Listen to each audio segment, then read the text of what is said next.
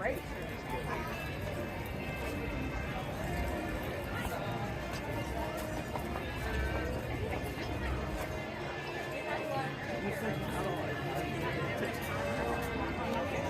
right, here we are at the gates of Liberty Square at Walt Disney World in Florida. Liberty Square. Beyond this gateway lies a humble village built on hope and courage. The hope to be heard and the courage to listen and welcome new ideas.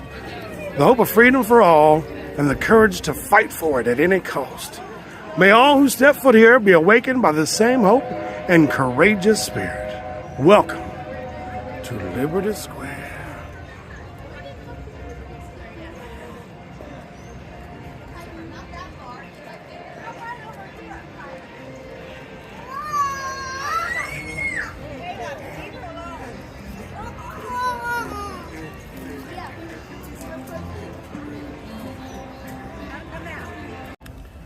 And this area is in the back of Liberty Square, and where they used to do the Princess and the Frog meet and greets. When that first film came out, we spent many an afternoon conversating with Princess Tiana and Prince Naveen.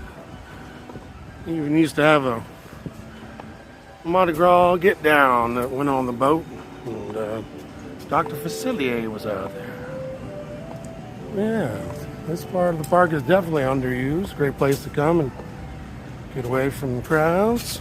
But theming extends through and through. Just like Disney know how to do.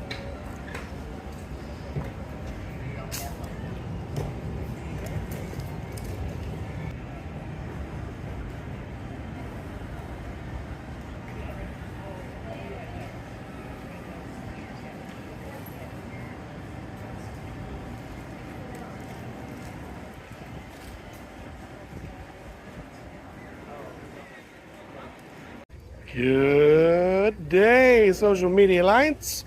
It's me, Mr. Nooks and Crannies, here in Liberty Square at Magic Kingdom in Walt Disney World, Florida.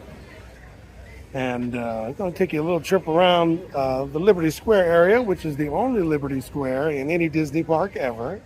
It's got a colonial vibe to it, and all kinds of little nodes to historical events, and quite a few cool attractions as well too. Now, it's better seen at night there, and I'll give you a closer look up in a second, but here's one of my favorite little nooks and crannies. And if you look there in the window, you see the two lanterns there, and that'd be a reference to one if by land, two if by sea, and there's two of them there. So Paul Revere was able to make his ride around Boston. The British are coming, and they knew that they were coming from the sea because we had the two lanterns in the window. So there's your first nook and cranny. Walk around and get a few more with me, with you? And again, it's much better viewed at night. But there it is. There are the two lanterns there, letting them know that the British are coming. And it's not one, but two. So it's going to be two if by sea. And then if you look in these other windows, there's all kinds of cool little nods to colonial life and such. You got a musket up there in that window there. And of course, these two colonial facades there. I really enjoy this area of the park. Because I'm a sucker for having grown up near Colonial Williamsburg and such. And just that whole vibe.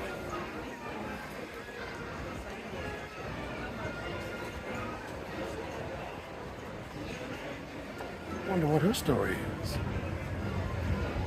That'll be for another day.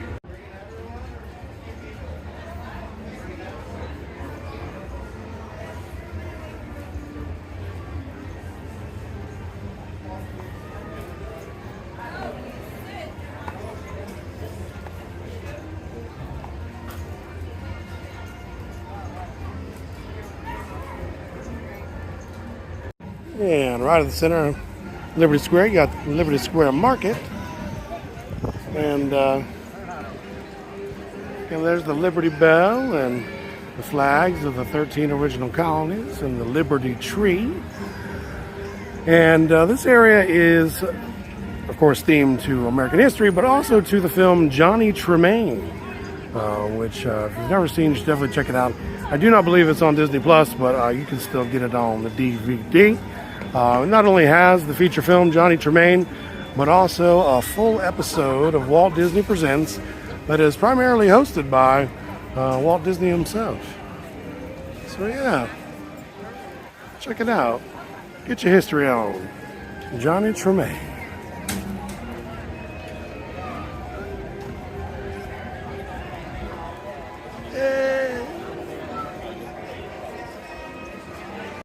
And of course, one of the centerpiece attractions of Liberty Square is the Hall of Presidents, where it was famously joked that good place to come and take a nap. That's from the old version of the Tiki Birds. But I, for one, just enjoy the show. All right, here we are in the pre-show holding area for the Hall of Presidents. And since you cannot reproduce this seal without official privilege, this is literally, it took an act of Congress to put this here. And it looks like the show's loading in. Hello there, hello. I'm not going to go into too depth of all the things that they have in this pre-show area. But definitely tons of nooks and crannies in this spot for sure. Well, we'll take a look at a few things before we load into the theater. And go. Presidents take the stage. We even have accessories that are authentic to their time.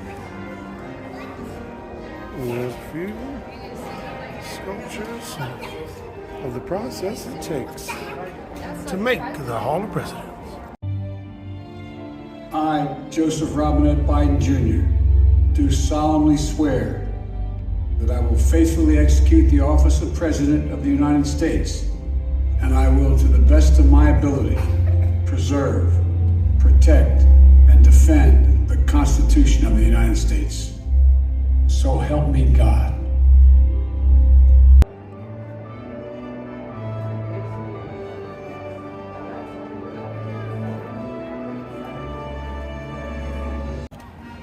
All right, and in the center of Liberty Square is the Liberty Tree, which, if you know your history, holds a very special place round about when the shot was heard round the world. And this tree was actually found here on property and then moved to this section of the park. Again, Liberty Square, the only Liberty Square that there is in any Disney park. And let's go on here and read the sign while we're here. The original Liberty Tree, a stately elm, was a rallying point for pre-revolutionary activities. The open space under its branches was called Liberty Hall, and a flagpole was erected through its branches with a hoisted flag, the symbol for action. Countless inflammatory cartoons and verses were nailed to its trunk, and many Tories hung in effigy from its branches. Perhaps its proudest moment was the repeal of the Stamp Act, when innumerable lanterns blazed among its branches for all to see. And there are 13 lanterns hanging throughout the tree for the 13 original colonies.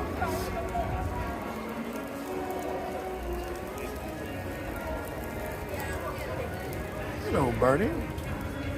You try and get a history lesson with Mr. Nooks and Crannies? I don't blame you none.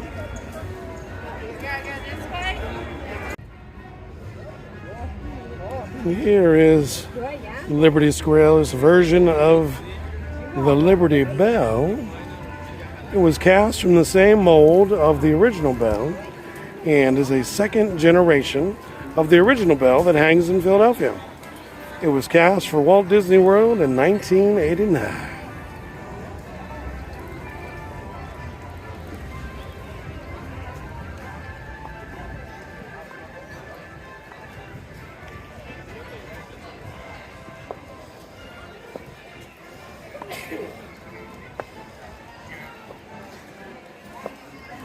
Their version don't even got a crack in it. Does that make it superior? I don't know. But you can ring my bell. You can ring my bell.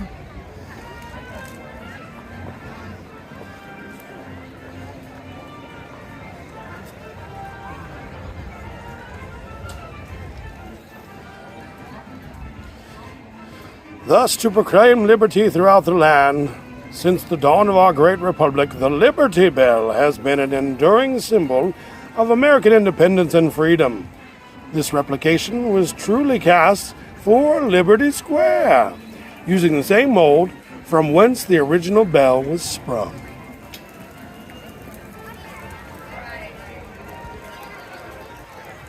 And also in the area surrounding the Liberty Bell are the flags of the 13 original colonies. There's my old home state of Delaware.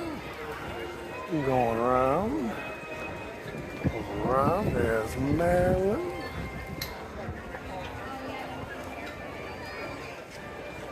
I unfortunately don't know all of them. Even Mr. Nooks and Crannies don't know all the nooks and crannies.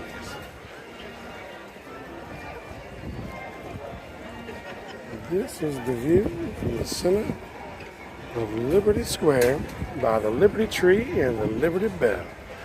Over there is the old Christmas shop. And then here's the Liberty Tree Tavern. There used to be a Fed. Yeah. Well, you see the action, you know, all slow down. And here we are at the Haunted Mansion, which is part of Liberty Square as well. And in a progression of architecture, this would be the oldest section. And then as you move closer to the center, it goes through the colonial ages and down to the Wild West. So there is a progression around here. Yeah, in Disneyland, the Haunted Mansion is part of New Orleans Square. But here in Walt Disney World, it is in Liberty Square. There's a gift shop for the Haunted Mansion, Memento Mori. And the Columbia House Restaurant. This brings you into the start of the colonial section of Liberty Square. This is probably my favorite counter service restaurant here at the Magic Kingdom. Go in there and get yourself a lobster roll or two. And fill your belly up before you head on to further adventures.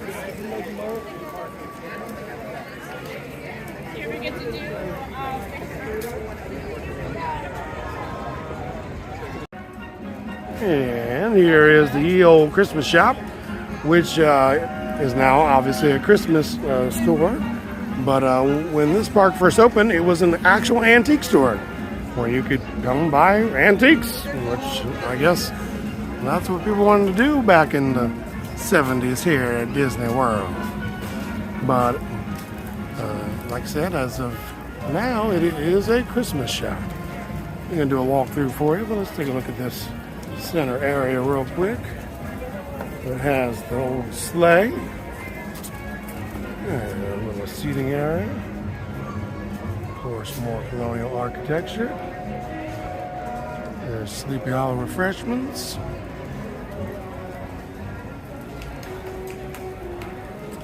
Alright, let's take a look and see what's going on in the Christmas shop.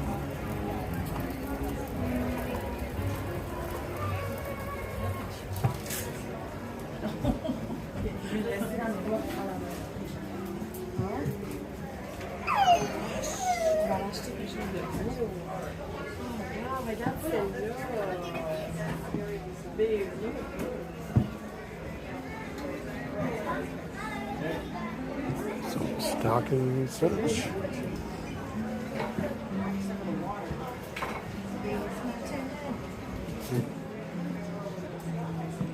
Yeah, I like these ornaments, facades of different places throughout Disney World here. Of course, there's the entrance. And you're coming in off the highway. Peter Pan's Flight.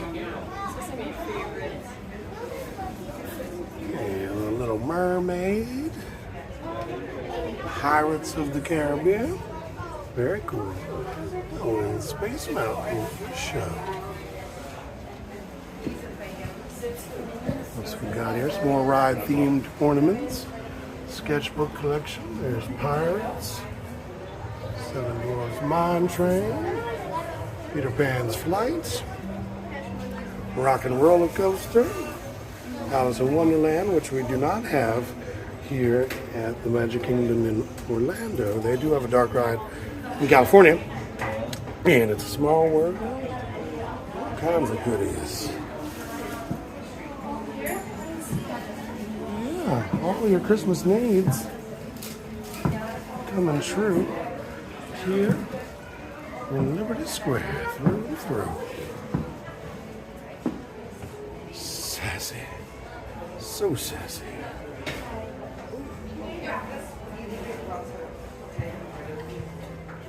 Too much sass. It just can't handle all the sass.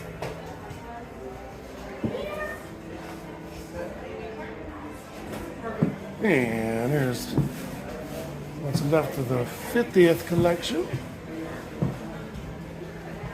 They will stop celebrating the 50th anniversary of Walt Disney World at the end of March here. So coming up pretty soon. Pretty soon. They have ornament collections based on the statues living throughout Walt Disney World. And of course the theming extends all the way into the store.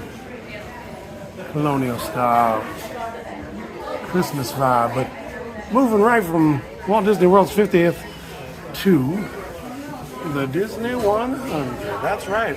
Celebrating 100 years of the Disney Corporation.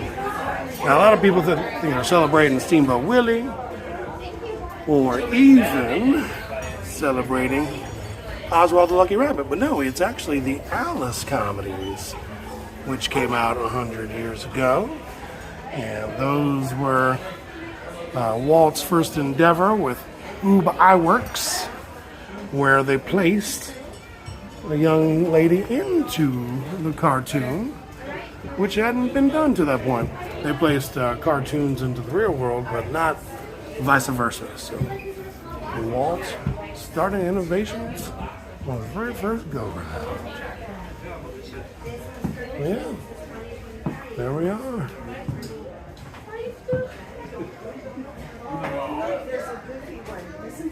Well, that's going to do it for our quick walk around of Liberty Square and a little history lesson. Johnny Tremaine promo. And I hope you had a good time. I'm Mr. Nooks and Crannies saying, call off the Marines. We're coming home.